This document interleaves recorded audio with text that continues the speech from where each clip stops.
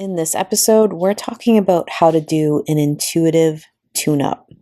This is not a 10-step, one-size-fits-all program, but instead a guide for you to take a look at what might need shifting and adjusting to help you feel more connected to your own intuition. Let's talk about what intuition really is. Let's look at all the places intuition and ego show up in your life. Let's share honestly. Let's do the research. I'm Jamie Hayhurst. I'm Heather Wood. This is the Intuitive Girls Guide. This episode will play uninterrupted after a brief message from our sponsors. You know what goes great with podcast listening? A great cup of coffee from a great coffee shop. Restoration Coffee. Can we go? Yeah, check them out and visit restoration-coffee.com. Hey Jay. Hey. Today we're going to talk about doing an intuitive tune-up. Mm-hmm. This is something I get asked about a lot. I know you get asked this as well, where people just kind of are like, how do I reconnect or get back to it? Or I feel like I've gotten disconnected, or, life was beating the shit out of me. Exactly. And now I'm trying to reconnect here. Right. So I thought we'd do 2 episodes on it for the people. I do have to say something at the beginning because there's some language, or it's a specific word used around this that gives me like the squidgies a little bit. Oh, wow. But I think it will give it to you too for the same reason it gives it to me, but I want to just address it. Okay. People will say like, how do you do an intuitive cleanse? Oh, yep. Mm-hmm. I know what they mean, and it is not ill-intended. Mm-hmm. But I do see like people on social media posting stuff like, here's an intuitive cleanse. And there's just something, I don't think it's ill-intended. I really don't. But there's just something a little off about that to me. Mm-hmm. Because if you understand sort of the mechanics of your intuition, Right. a cleanse wouldn't really apply. Makes sense. Correct. I know what you're asking. And I know it might sound like we're splitting hairs a little bit, but I really do believe that language is important. Right. And if you're not catching that you're consuming a lot of like messages that are just kind of under the radar, a little off, Yes. it can start to mess with your own perception of how all of this works. Right. Exactly. So I agree.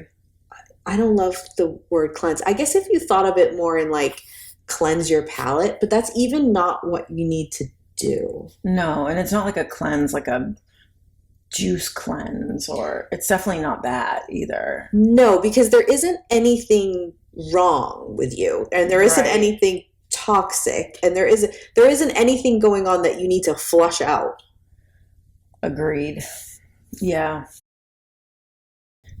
People will think that this is crazy, but like even given like the current times, like with like ethnic cleansing, like I know that's like a big huge leap, but to your point about like you don't know, like you have to be aware of the wording. Yeah. And if you're using the wording for this, then it's an easier leap to like go to another cleansing. Exactly. You know what I mean? Exactly. It's like that sort of like desensitizing to that sort of idea of cleansing. Yeah. And not to mention, I mean, we wouldn't be doing our job as 2 middle-aged witches if we weren't like, hey, the energy that words carry make a difference. So if you are like addressing like the ethnic cleansing and the like, that word now has energy like that attached to it. And does. so if you're applying it to yourself, it's off. And then not to even mention just like the wellness culture of, cleansing your gut as if you have like bad things. And I'm not saying that you shouldn't like cleanse sometime. Maybe you should. I don't know. Different people should do different things for their own bodies. I'm not the boss of everybody. But there's just like there's like an ick factor to me when that word comes up. Like I'm immediately kind of like on guard about what you're about to say. Agreed. I'm with you on that one. Okay. Yeah. So if you did ask me for a cleanse, I didn't answer. I'm sorry. Yeah. I'm answering now, and I mean maybe like a tune-up is a better word. Mm-hmm. Like a refresh. Yeah. Yeah. Reconnect is probably... Revisit? I don't know. Yeah. Okay. So the reason that we're both sort of like playing around with these terms is that to tune up your intuition, you are kind of tuning up your connection to yourself. not kind of, that's exactly what you're doing. Right. And that might sound ridiculous, possibly to the untrained ear, meaning someone who hasn't been in this work for a long time, like connection to yourself. Of course, I'm connected to myself. No. No, you're not. No, you're not. Probably. Yeah. People work really hard to be disconnected from themselves. Yeah. Because they don't know how to like safely be in their bodies. Yes. Yeah. I won't get into it, but there's whole industries that make lots of money to help you be distracted from yourself. Yeah. Well, I mean, look at like the addiction issues in this country. That's all like a disconnection. 100%. Right. 100%. So you're going to hear these tips and you're going to be like, it just seems like you want me to get more in tune with how I operate. Yes. Mm-hmm. Correct. That is exactly Correct. right. Because otherwise there's nothing else you can do for your intuition. You can like meditate for 8 hours. You can, spend 7 days only channeling spirits. Like you can try all of that stuff, but it is not going to work. Right. And I don't ever want to be like somebody who's trying to scare people away from doing like the channel spirits thing. Because I want to encourage people to try that. Mm-hmm. However, if you are not in a like good state of connection with your own intuition and your own fear and your own boundaries, just hopping in and doing that kind of work is a real terrible idea. Yeah, exactly. Or for a lot of reasons, it just might not work. It might not work. You're going to be frustrated, but you're also like, you're then going to be sending me an email at 2 a.m. Right. I get a lot of them and they're like, I can't sleep now because there's all this activity around me. And I know it's because your boundaries are trash. Yeah. Right. And that happens. It's not, you didn't do anything wrong. It's just, look at the world we live in. Of course you're not on your A game. Of course you're not feeling super well. Everything's terrible. Right. Okay. Did you hear that bang when I just said that? Yeah. Okay. Well, there you go. I hope it picks up on the camera. I'm also going to pose a lot of these tips to you as questions to ask yourself, and that is on purpose. Right. Because I can't tell you, do this 10-step process and your intuition will work perfectly. Correct. But I can prompt you to look in different places and see what comes up. And if there's something there, work on it. If that one doesn't work for you, leave it and go to the next one. Like that's really the work. Right. Yeah. Because did you know that we're not all actually the same? Exactly. Yeah. Right. Which, as we've talked about many times, is an asset. Of course. Okay. So the first thing is that how you would define your relationship with yourself at the current moment is where I would start, because this is like a real crucial point in your ability to connect intuitively / what's going to come up when you do connect. Right. Okay. So if you're currently really struggling with feeling good about yourself, maybe with body image, maybe you're like us and you're just like in the throes of perimenopause while the world's burning down, like, and your teenagers are having hormones. Right. Yeah. Right. Like, yeah. Do you know what I mean? Yeah. Like, what's going on and how do you feel? Do you feel frustrated? Do you feel like you're being really hard on yourself? Do you feel like you're doing amazing? Like, where are you?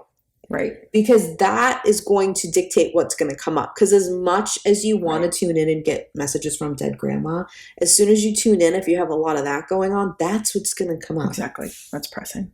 Yeah. That's how it works. Right. I know we'd all like it to not work that way. I know. But that's the design. I didn't design it. No. But that is the design. Okay. So this is the exercise that I've given a million times. I've given it on this podcast many times. I tell it to anyone who will listen because it's really, really important.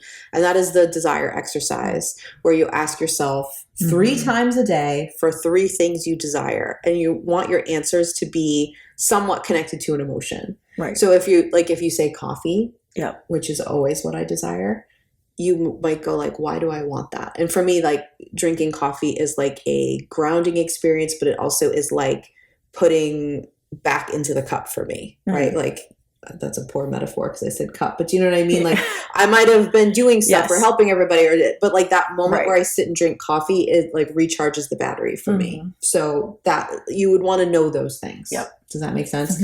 And bonus points if you can somehow track your answers. not because I think everyone should have a type A personality like I do, but because you will see incredible patterns. Right. You will realize that there are 3 to 5 things you are desiring, 3 to 5 emotions you are desiring Correct. over and over and over and over again. And if you don't look at that and you don't see that from like a little bit of a pulled out point, you're not going to get what you need from this exercise. You're just gonna be like, oh, look at these things I want, instead of bigger picture. look at what I'm trying to feel. Because that, if you're desiring something, you're calling in something that's out of balance. And the answer is the balance of that. Good point. Right? Yep. So that's right. Take a look. Take a look, see what's there. I like to write it in a notebook. I would say Jamie is probably going to use her Notes app, and she's probably not going to even write it down every time. But when you do write it down, you're going to go, oh, look at that one again. I would just ask you. Yeah. What's the pattern here? What's the pattern here? I would put it in my notes app. If I was actually doing it, I would put it in my notes app. But also, you would probably clear cognizance the pattern on, like, you wouldn't really have to look, like, obviously looking at it is clairvoyant. But for you, you'd probably get to like day 4 and all of a sudden it would hit you like what the issue was. So again, do it your way. Do it a way that works. But if you've never done this before, I would suggest tracking it. Yeah, I agree. Just to get a feel for it. And the reason we start always with desire is that that's the force that your intuition works on. So if you ask yourself, what do I desire right now? Or if it's easier, what do I want right now? And you can't answer, you can't come up with anything, that means that you are very disconnected from your intuition. Normal. The easier it is for you to say that answer, even just to yourself. I know it becomes more complicated when you have to tell someone else. Don't even go to that step. That's a good point. Okay. Right. Just to yourself, do you know the answer? What do you want? What do you want to eat for dinner? Can you get there? Can you? How long does it take? Yeah, always. Me too. Yeah. You know what I'm saying? So like knowing that is the biggest indicator to me. Yep. You know, when someone just like can't pick a meal off the menu, I'm always like, what's happening here? Right. What's going on with your connection to your intuition? Yeah. It's blocked. Yeah. Okay. So then guess what the next thing is that I'm going to tell the people to do? What? A fear check-in. Because desire and fear work together. You can't be incredibly intuitive without also being incredibly fearful. They work together. They're connected. So you're not going to be super intuitive with no fear. That doesn't exist. Right. Now, are there other things that exist in strange combinations? Yes, it mostly has to do with empathy and intuition. Do you care about other people's feelings, or do you want to become a cult leader using your intuitive abilities? You do a little bit. I mean, if I didn't care, if I didn't have as much empathy, maybe. Yeah. Also, like, most cult leaders have to like live on like a commune with a lot of people. It's a lot of people stuff. No. Yeah. No. I don't want to talk to that many people in a day. Oh yeah, that's all they do. I don't want to be in charge of everybody's daily lives. No, just come to me if you've got a problem and I'll help you square it away and then go away. See, I would be a terrible cult leader. It's not a cult. That's not a good cult. What would your cult be like if you had one? I would not have one. I don't want that. Yeah. I want to I want to be invisible and watch people in a cult. Like I want to, like, I'm fascinated by it. Yeah. But I don't I don't have any desire to be like in charge of that many people or like have to talk to that many people. Like, listen, we both have the skill sets for it. We just are both very uninterested in it. Not at all. No. I mean, how would you even have boundaries? Well, I think that that's actually one of like the, like, not beautiful is not the right word, but like one of the interesting parts of a cult leader is that I think they have very strong personal boundaries. You know, there's a lot of rules about like when you can talk to them or what you can ask them. Or like, you can only talk to me when we're playing volleyball at 3 in the morning. At 3 in the morning, right? They just demolish everybody else's boundaries. I see what you're saying. So as the cult leader, I could have good boundaries, but no one else would be allowed to. Correct. See, that wouldn't work for me because I'm always trying to get everyone to like my Right. intuition is drawn to like what is like ideal for somebody or like what they're desiring. So I'm always trying to get them there. Yeah, no, you have So to, I would instantly be terrible. you'd be spending a lot of time like just breaking people down. No, I'm not interested in that. Me neither. No, I don't have the stomach for it. Ugh, I care too much about everybody. Same. And like I'm a telling people they drag can't sometimes. eat, and like I'm not Oh interested God, in that. no. The opposite. I'm like worrying about if people are eating enough. Yeah. Did you like that food that we got you? Was it okay? Okay, so your fear check-in. Mm-hmm. This is really, I think the best way to do this Mm-hmm. is to pay attention to the kinds of fear scenarios that your system is running a lot. Okay.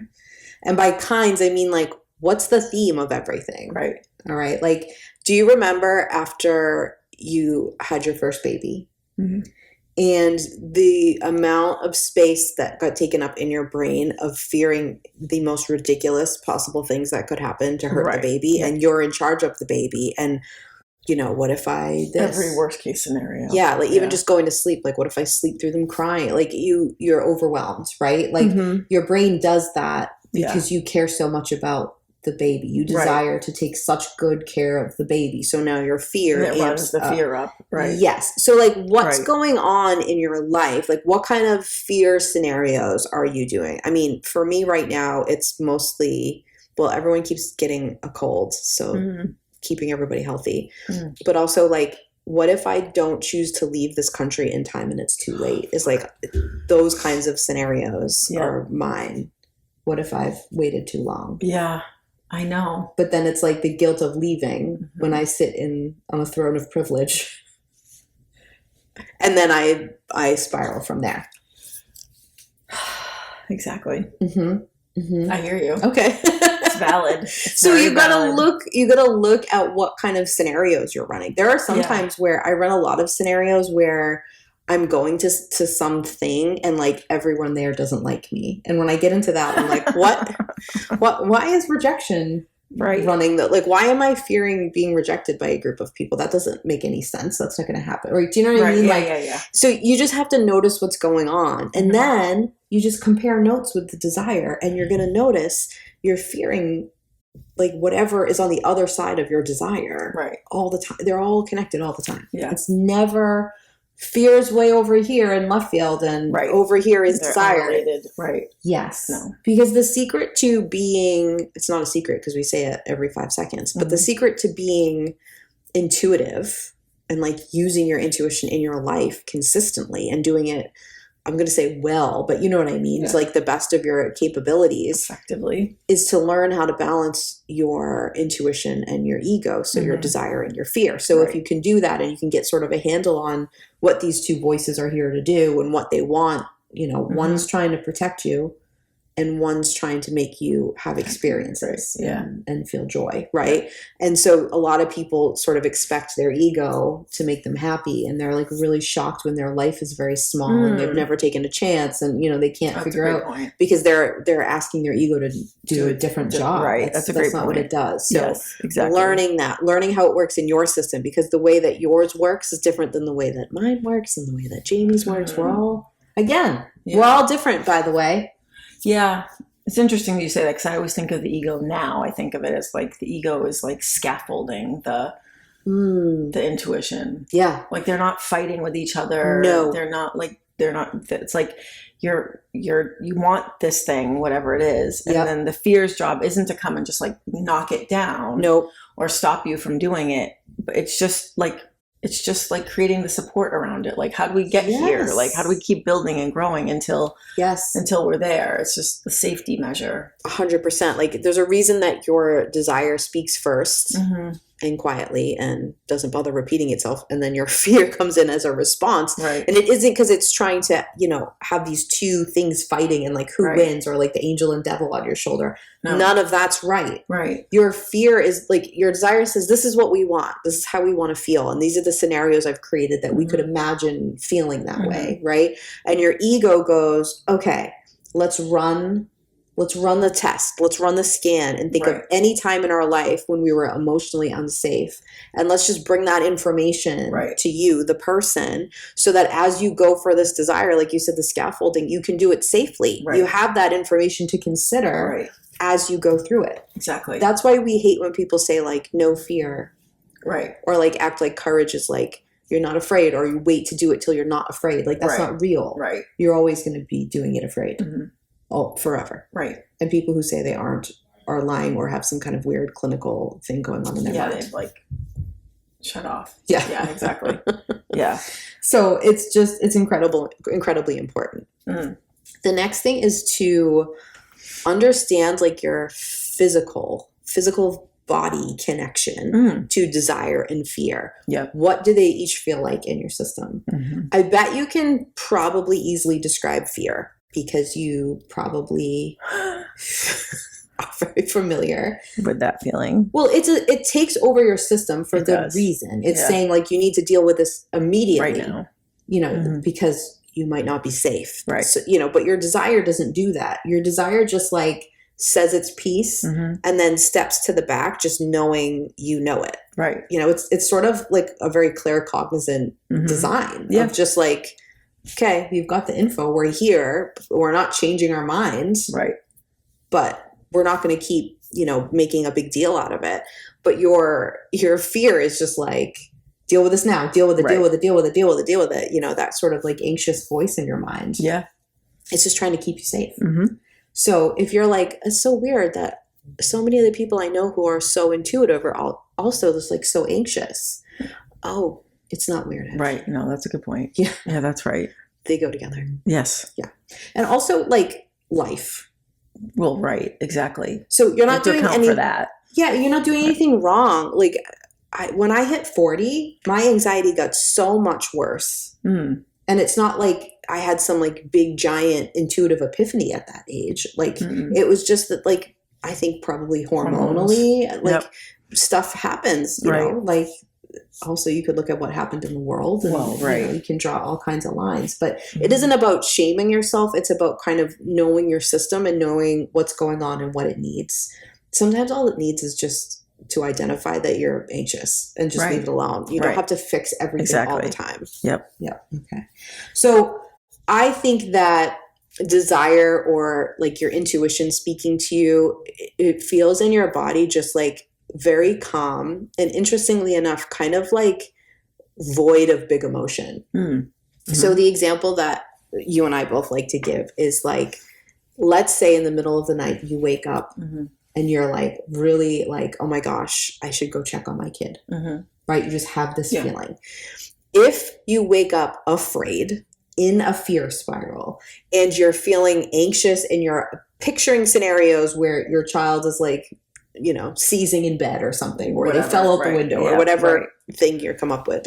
That is your fear talking. That is a fear response. Go check on your kid. Always. But I bet you're going to get up and you're going to go in and they're going to be fine. Right. Okay. If you wake up in the middle of the night and you just sort of find yourself getting up out of bed and moving towards checking on them and you're not having a big emotional reaction, you're just kind of like, to me, it feels just like a singular focus, which is very weird for my system. I would imagine for yours too, to just have one thing to be like really hyper focused on. And it's just, you're just kind of going, it's just sort of happening. That would be more of an intuitive reaction. Yes. Now you can still go and your kid can still be fine, but something might have just led you to have a feeling of checking on them. I do that all the time. And then when they get up the next morning, they're like, I think I'm sick. And I just think something triggered. Right. I don't know what it was. Maybe I heard a different breathing pattern. Maybe I felt the energy of something. Like it doesn't matter. It's just knowing which one is which. Right. Got it. All right. Here's one. What's happening in your life right now? Are there things to be anxious about? I know the state of the world. And I don't want to say like, put that aside and don't think about it, but consider that. But like, what else? Right. You know what I mean? Right. What besides what's already going on is happening in your life that you need to consider? Hormones, like we mentioned before. What are they doing? Yep. What's your stress level like? And why might it be like that? What are you worrying about currently? Mm-hmm. What are you so excited about? Mm-hmm. What do you keep thinking of changing? Hmm. All of these things, this is like what's going on. Has something just changed? Is there something you really want to change? I don't care if it's like you want to change your whole life and your identity, or if you're like, I want to paint a room in my house. What's going on? What's happening? All of this is crucial information to understanding your system. Good point. Okay. So these are the things that you need to know. And whether you are writing them down, you're just thinking of them, you're journaling about them, you're drawing a picture of them, it doesn't matter. There just needs to be a way that you take it from inside your system and get it out of your system, which is why we're always suggesting creative outlets for people, no matter which Claire or neurodiversity or learning style you have. Right. Like find one that works. Like you started junk journaling. I did. That's so cool. I don't think most people have heard of it. You sent me one picture of one. Yeah. It was really, there was a strawberry shortcake air freshener. There was. Yeah. Exactly. Yeah. Well, it was a wrapper of it. Yeah. No, it was it. Oh, it was the old one. Okay. Yeah. Oh, you Yeah. replaced it? Yeah. It was junk now. Did you replace it with another Yeah, I strawberry had like a set shortcake? of 3. Oh. Yeah. Awesome. So just do something that when you're doing it, you get the stuff that's on the inside to the outside. Correct. All right. Which people are going to like this, Jamie. That's the real reason to meditate. Exactly. If that does that for you. Yes. Okay. Yes. To me, I have to do a step, like another step afterwards. That doesn't just release it for me. Right. There has to be some sort of like Agreed. physical act of writing, or I have to go for a walk, or like I have to then like move it. But people act like meditating is for all these other reasons, and I know, just save the mail. I don't care. I do care, but like I know that it's grounding and regulating, and that's great for you It too. is. But the reason it's grounding and regulating is because you're moving the stuff from inside to outside. Yes, exactly. You're bringing stuff processing. to the awareness. You're Correct. processing. That's why it Right. is. That's why it's so hard to do it, because you think it should be something else. Oh, You know what I mean? yeah. Like yeah. people think it should be something else. It's just sitting or it's just grounding, but you're actually doing this like energetic work. And so it feels confusing when you do it. Yeah. And it's also why it drives me crazy that people say like meditating is just when you sit and like close your eyes. Like I bet you're meditating when you junk journal. I definitely am. Yeah. So like when I use my little puzzle book at night, which a bunch of people messaged me making fun of me in like a very cute, kind way. And I loved it. Nice. Oh my God, I loved it. Yeah. I'm not sharing the link because it's not like amazing. I feel like the one I got may have had some AI generated stuff, which is not up to snuff. Sucks. You know how our feelings on AI, but like, it's okay if there is, but just too much of it. I don't know. Yeah. And also let people know. Like you should know, you should say that. Like this is made with AI. Yeah. I was listening to someone on Spotify. Yeah. That Spotify was like first of all, I admit I have to get off of Spotify. That's a whole other. I know. Nothing is safe. But anyways, it was like feeding me this artist, and I kept listening to it, and I always kept skipping it and being like, nah, this feels like it should be something I like, but I don't really like it. I'm like, Like 2 weeks later, I found out that it's completely AI. Oh, It's like not a real person. It's like an AI artist. And I saw all these people in the comments being like, do not call it an AI artist. It's just AI. Oh, But it's like not a real person. The music is fake. And like, so is all the branding and stuff around it. it's gross. It's a trick. It feels like a trick. And like, this is art. That more than like my puzzle book. But like, do you know what I'm saying? Like, Yes. why would you want to take that from a real artist? Exactly. Because I don't want to pay them. I know, but I hate it. I hate it It's here. free. It's free. It's faster. You know. It's not really free though, because the cost of the planet is too high. Okay. Thank you. It is. Yes. Okay. All right. What stresses you out? That stresses me out. That stresses me out a lot. So yeah. Also, just side note, if you do use AI, and I'm just going to assume that you're using it responsibly. I hope so. I'm going to assume that for you. still run anything it tells you through your own intuition. Yes, And like critically. It's like, not it isn't in place smarter of than yourself you. in your No, brain. no. Right. No. No. Okay. All right. I'm going to give you one more, and then we'll take a little break. But the last one that I have is what feels off balance. It's a good question. What's like out of whack in your life? What do you feel like you have too much of and not enough of? You know, like what is that? And don't just take the answer at the surface level, because a lot of times when I do this work with people and we're sort of looking at this, the answers they give me are just sort of like things they're shaming themselves for. So for example, I just have like too much like relaxing time. I should be doing more. That's patriarchal conditioning telling you that your worth is connected to productivity, and it isn't true. Are you enjoying the relaxing time? Right. Are you starving because you're not making enough money to feed yourself? Maybe then I could see we're off balance. But like, do you know what I'm saying? Yes, Don't take that at surface level, because your Yes. conditioning is going to speak loudly here. Agreed. And it's also good to know what your conditioning is. So if that's how you're introduced to the fact that you don't feel like you're allowed to rest. Right. I mean, I didn't grow up in a household like that. You didn't grow up in a household like that. I'm very cautious not to be that way to my kids, or I guess thoughtful.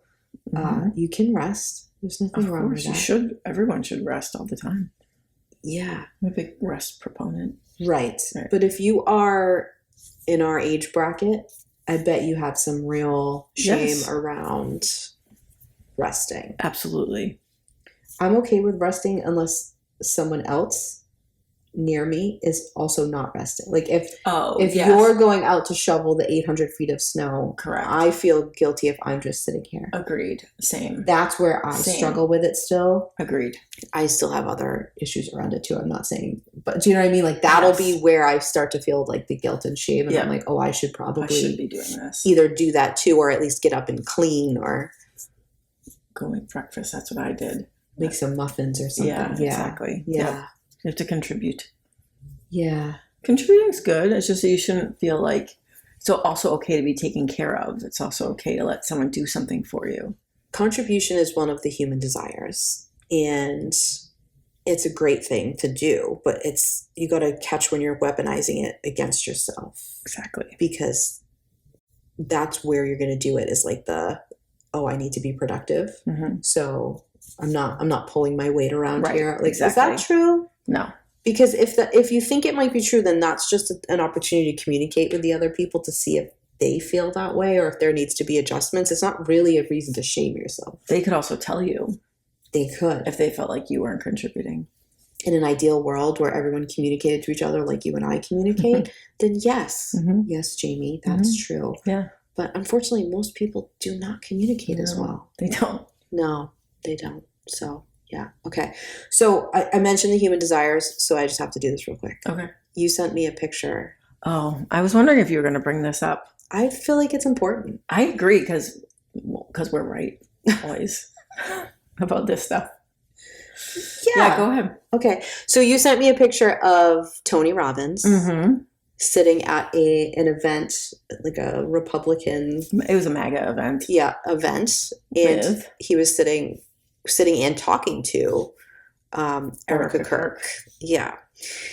Now, here's just why I want to address this. I'm going to look at it while you talk about it, see if I'm forgetting any parts of it. Okay.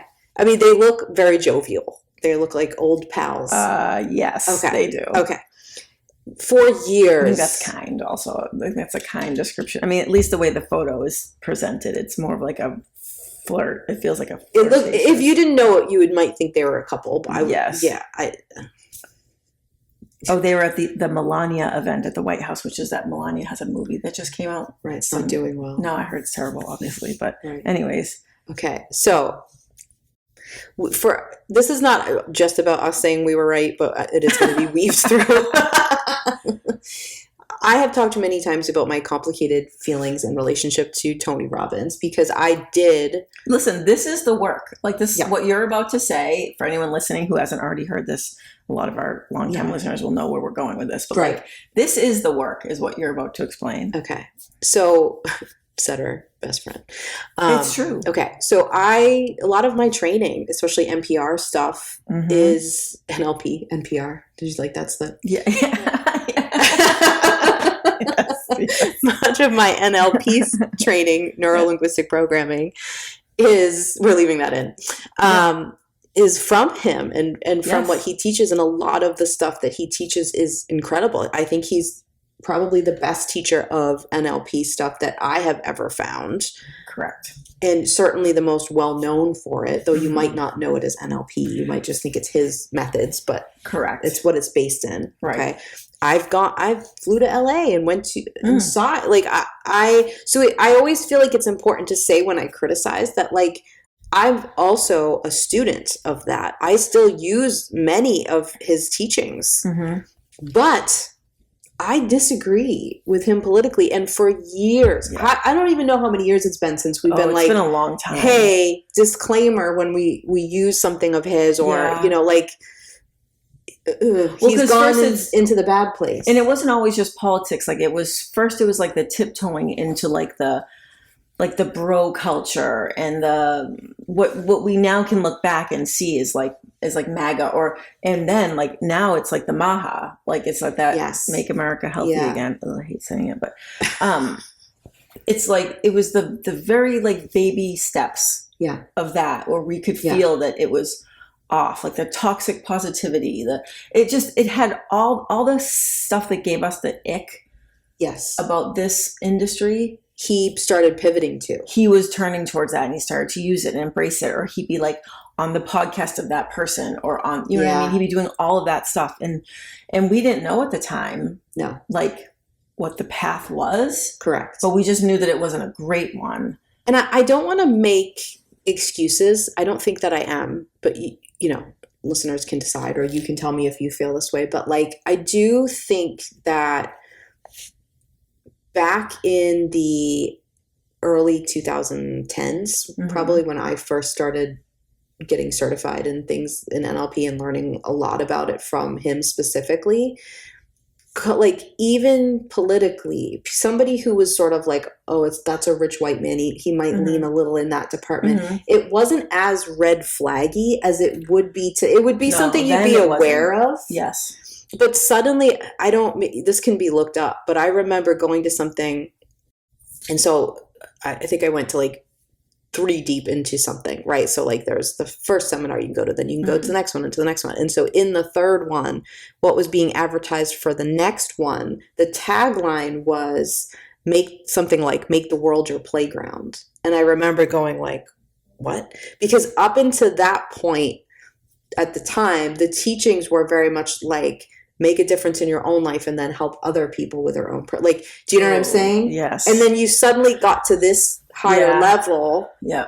And you're like, wait, what? It felt like very jarring. And other people were not having that reaction. Shocking that I'm the one having a problem with it. Right. Right. But I remember being like, I'm not going any further. I don't, and like the picture was of like him standing in front of a private jet. Like it suddenly became about being rich, super rich, being rich. And there's nothing wrong with wanting to make money, but there's something odd to me about being like, I'm someone who's in service to other people. And like all of a sudden you get into this and like, it's like a bait and switch to like, just like, it just became very much for men. It was mostly men going to that level. And before this it was like almost all women. Right. You know what I mean? Yeah. Just really interesting. But that's where the work is liking something.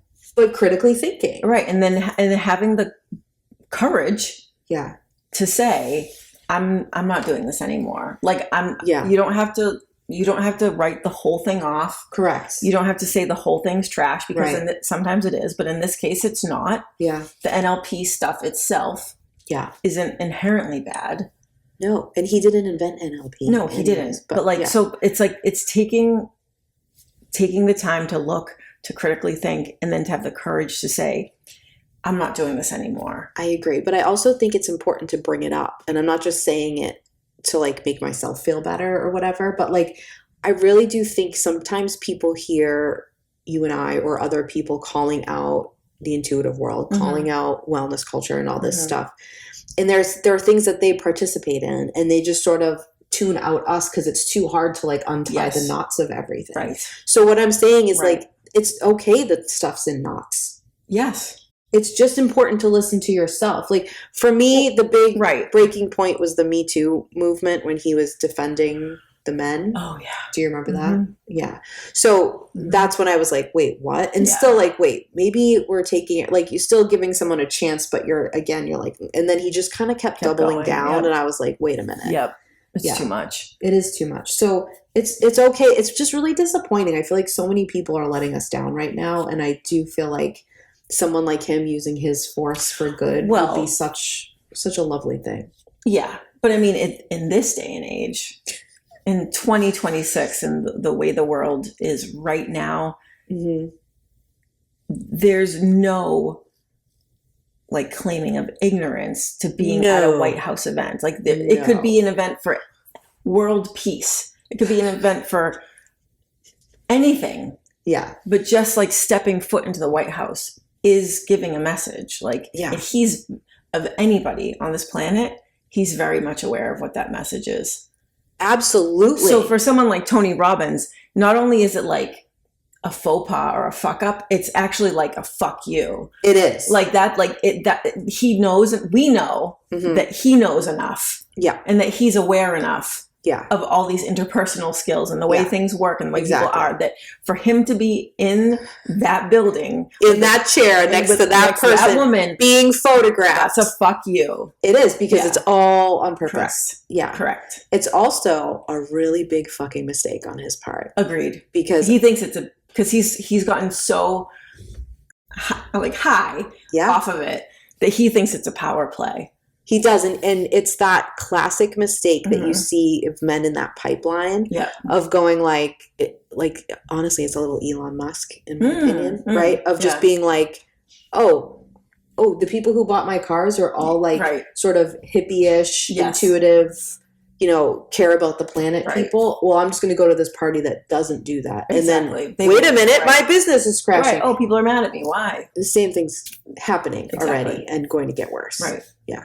So on that note, Bye, that's part of the intuitive work though. Like you're Exactly, saying, that's what I'm saying. is like notice where stuff's complicated and don't be afraid to Well, it's hard to say. about It's hard it. to say like this guy that I invested myself, my time, my Yes. money in, my like Yes. airfare in. Like Yes. it's hard to say like, oh, Yeah.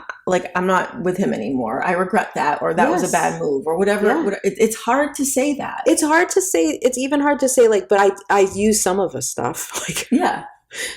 Right. it's like Well- I still like to listen to Taylor Swift, but I'm like really disappointed that she 100%. won't speak out. Like Mm-hmm. both can be true. Is Right, the exactly. thing. It's just like that's why we need to talk about it because Yeah. everything is so polarized that Mhm. it's like no, actually everything's really just muddy Right. and complicated. Exactly. I wish I didn't keep ordering from Amazon, but I do. We're not perfect. We're just trying to be better. Well, I mean, don't get me started on that. We do our best. Capitalism. We do our Man. best. Yeah. Yeah. But if Taylor Swift wanted to call, like I said before, Mhm. because she has the money and the means and the power to start her own Amazon, Yes. and then we could all go to there, and the money that comes from it could fund community and Oh my God, a matriarchal million things. Yeah, I mean, Yeah. I'm still willing to work on it with you. Absolutely. Taylor. Yeah. Tony, No. don't no call. thanks. The offer's expired. Yeah, exactly. Well, on that note, I think we should get some coffee. What do you Okay. think? All right. Join us next week when we continue chatting about this topic.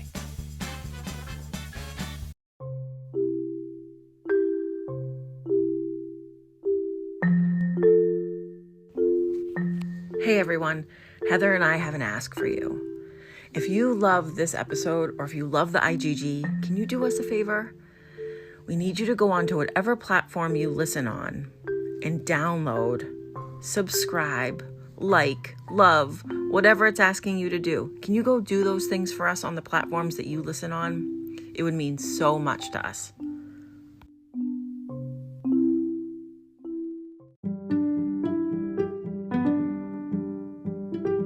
Thanks for listening to our episode. For a way to get in touch with us, please visit our website, intuitivegirlsguide.com. We love hearing your feedback on our episodes.